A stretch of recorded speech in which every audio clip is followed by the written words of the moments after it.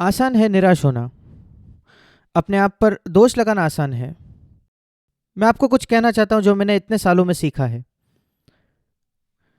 अगर आप अपने आप को दोषी ठहराते हो, अपराधी महसूस करते हो और आप अगर निराश हो जाते हो, ये निश्चित तरीका है और हार का सामना करने का। यही शैतान चाहता है कि आप करें, अपने आप पर दोष लगाए, क्योंकि आप जितना यीशु है वैसा नहीं हो, या आप निराश हो जाते हो क्योंकि आप जितना चाहते थे उतनी उन्नति आपने नहीं की है।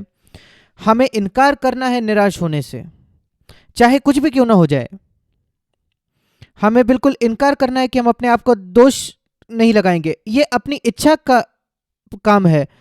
हम सबको यह सीखना है कि हम अपने इच्छा में जिए, अपनी भावनाओं में नहीं।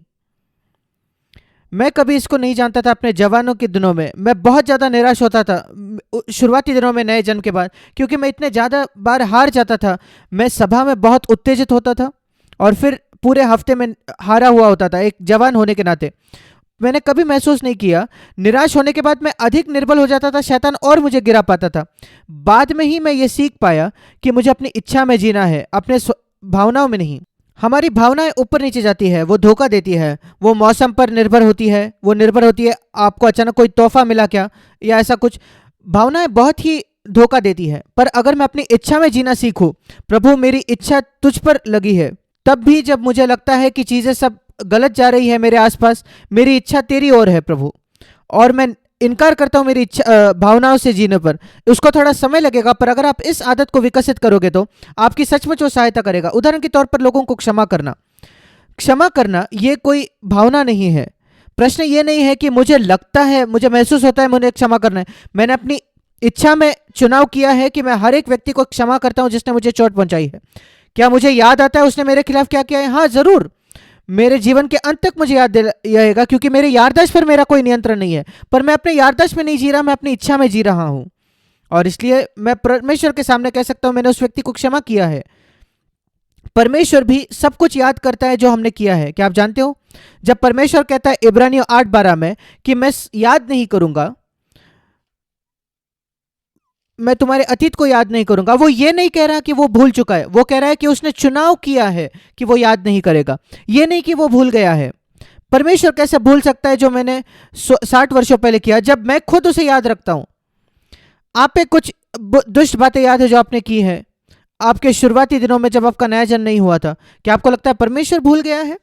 क्या परमेश्वर की याददाश्त आपसे कमजोर है? वो याद रखता है, पर वो कैसे कहता है कि मैं उसे याद नहीं करूंगा? वो कहता है कि मैं उसे आपके खिलाफ नहीं पकड़ूंगा। जब कभी तुम मेरे सामने आओगे, मैं तुम्हारे अतीत को तुम्हारे खिलाफ नहीं रखूंगा। वैसे ही हम दूसरों को क्षमा नहीं करते। मैं इसलिए कह रहा हूं क्योंकि कई लोग एक दोष की भावना में जीते हैं। मुझे अब भी याद है उसने मेरे लिए क्या किया। आप जिंदगी भर उसे याद रहोगे। इसका यह मतलब नहीं कि आपने उसे क्षमा नहीं किया है। अपने आप पर दोष ना लगाएं। ये छोटे छोटे तरीके शैतान हम पर, लोगों पर अपराधी महसूस कराता है। मैंने शुरुआत में आपको बताया पाप और प्रलोभन के बीच का अंतर। शैतान कई लोगों को निराश कर देता है। आप प्रलोभन से तभी छूट जाओगे जब आप स्वर्ग में जाओगे। जब पृथ्वी पर हो आप प्रलोभित होंगे। यीशु भी प्रलोभित हुआ। वो एक विचार है जो आपके मन में आया। अगर आपने इनकार किया है तो आपने पाप नहीं किया है, आप शुद्ध हो। आप जब उसका स्वीकार करते हो तब ही आपने पाप किया है। बिल्कुल वैसे ही इसको समझ ले कि आपके याददाश्त पर आपका कोई नियंत्रण नहीं है। अपने आप पर दोष ना लगाए, क्योंकि आपको याद आता है कितना दुष्टता 100 लोगों ने आपके खिलाफ की। अपने इच्छा में कहिए प्रभु मैंने उस व्यक्ति को क्षमा किया है। अगर आप उसको बेहतर करना चाहते हो, अगर निश्चित करना चाहते हो आपने क्षमा की है क्या, प्रार्थना कीजिए कि परमेश्वर आप उस व्यक्ति को आशीष दे। और आप आनंद मनाओ जब आप सुनोगे कि उस व्यक्ति को परमेश्वर ने आशीष दी है। फिर आप जानते हो कि परमेश्वर ने, आपने सचमुच उसको क्षमा की है। यह अद्भुत है कि हम इस जीवन में प्रवेश करें। हम बात कर रहे थे संतुलित होने के विषय में। ऐसे कई क्षेत्र हैं मसीह जीवन में जहां हमें संतुलित होने की आवश्यकता है। यीशु ने जब फरीसियों से बात की, उसने फरीसियों को कहा उनके अंदरूनी जीवन और उनके बाहरी जीवन के विषय में। मत्ती 23 अध्याय में उसने कहा तुम्हारा बाहरी जीवन इतना शुद्ध है। मत्ती 23 उसका 26 वचन, उस प्याले का अंदरूनी भाग, कटोरे का अंदर का भाग वो गंदा है, पर बाहर से तो वो बिल्कुल मांझा हुआ है, साफ है। यह दूसरा एक क्षेत्र है जहां हमें संतुलित होना है। अंदर का भाग और बाहरी भाग हमारे जीवन का, वो बहुत गंदा दिखता है अगर वो असंतुलित है तो। बिल्कुल जैसे हमारे शरीर के दो हिस्से हैं, मैं बार बार इसको उल्लेख करता हूं, हमारे शरीर के दो हिस्से, अगर आप बीच में एक लाइन खींचो तो वो कितना संतुलित है दोनों जगह पर, वही उसको सुंदर बनाता है। आंखें भी वही साइज की है, कान भी वही आकार के हैं, और बिल्कुल वैसे ही सोचिए उस चित्र का, एक लाइन खींचिए अपने शरीर के बीचों बीच, और मेरा अंदरूनी जीवन, निजी जीवन, वो बिल्कुल वैसा ही मेरे बाहरी जीवन जैसा है जो सार्वजनिक है। जो लोग मेरे बारे में देखते हैं बाहर, वही मेरे अंदर भी हूं, मैं वही हूं। क्या यह संभव है? वही जीवन है जो यीशु आपको देना चाहता है। आप अपने आप से इसको उत्पन्न ही नहीं कर सकते। फरीसी कर नहीं पाते थे ये, पर फरीसी चाहते भी नहीं थे उस जीवन को। हाँ, वो संभव नहीं था पुराने नियम में, पुरानी वाचा में, क्योंकि पवित्र आत्मा लोगों के अंदर नहीं जी रहा था। मैं उससे राजी हूं, पर अब यह संभव है कि हम ऐसा जीवन जिए। और उसके बावजूद मैं कहूंगा कि ज्यादातर जो मसीह है, अधिकतर मसीह, वो नहीं चाहते कि वो आपके निजी जीवन में देखें, आप उनके निजी जीवन में देखें, कि आप उनके अंदरूनी जीवन को देखें, कैसे वो पैसे से व्यवहार करते हैं। वो नहीं चाहते कि उनके विचारों के जीवन में आप प्रवेश करो, ये देखने के लिए कि वो किस विषय में सोच रहे हैं। ऐसा क्यों? क्या ये इकलौता उद्धार है जो परमेश्वर हमें दे सकता है कि केवल मेरे शरीर का एक ही हिस्सा, मेरा बाहरी जीवन ही साफ होगा केवल? अगर आपके अंदर लालसा है, मेरा विश्वास है सब कुछ की शुरुआत होती है एक लालसा से। तुम मुझे खोजोगे और पाओगे जब अपने पूर्ण हृदय से मुझे तुम खोजोगे।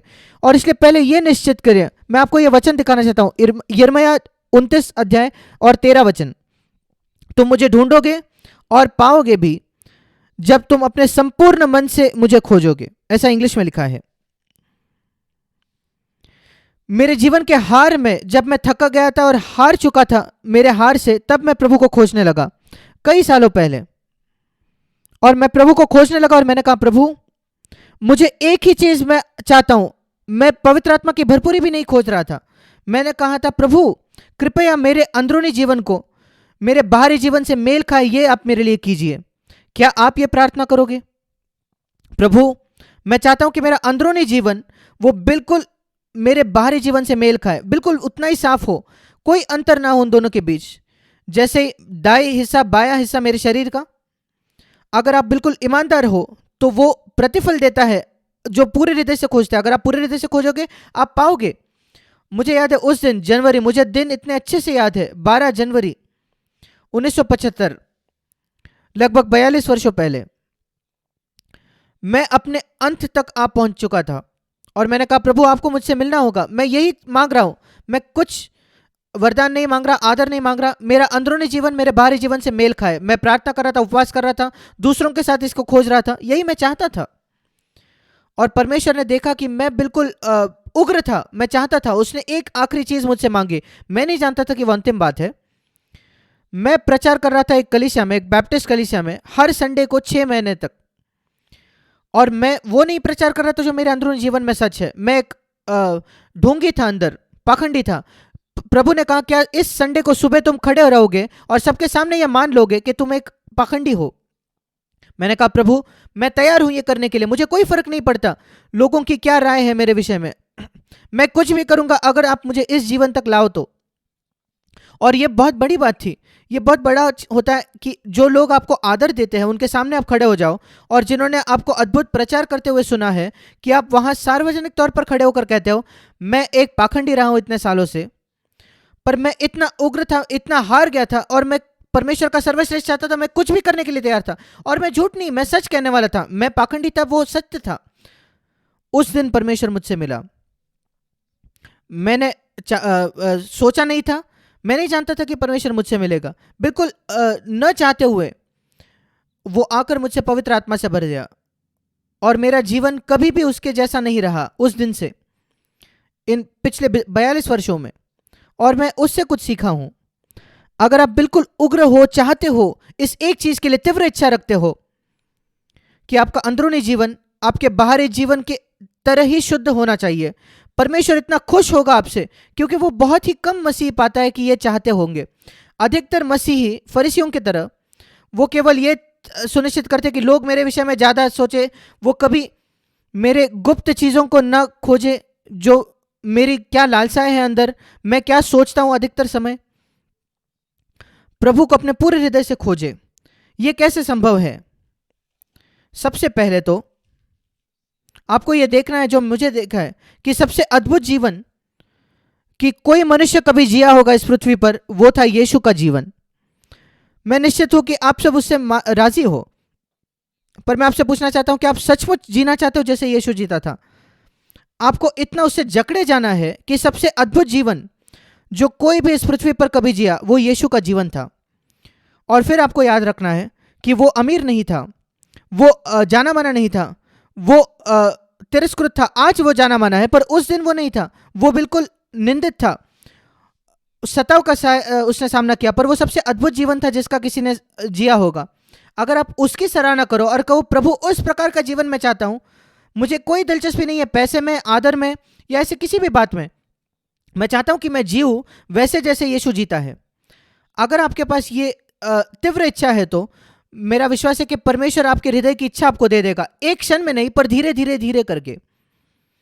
यीशु मसीह कैसे इस जीवन को जिया, अगर वो हमारी ही तरह था तो, और हमारे ही तरह वो परीक्षा में पड़ा तो, और हमारा वो अग्रगामी बना है तो, क्योंकि वो पवित्र आत्मा से भरपूर था। हर दिन वो इंतजार करता था पिता से, सुबह से, प्रभु मैं पिता मैं पवित्र आत्मा से भरना चाहता हूं, और संवेदनशील होता था पवित्र आत्मा की आवाज के लिए, ज्यादा संवेदनशील आत्मा की आवाज के प्रति, किसी भी दूसरी आवाज से ज्यादा जो उसने सुनी।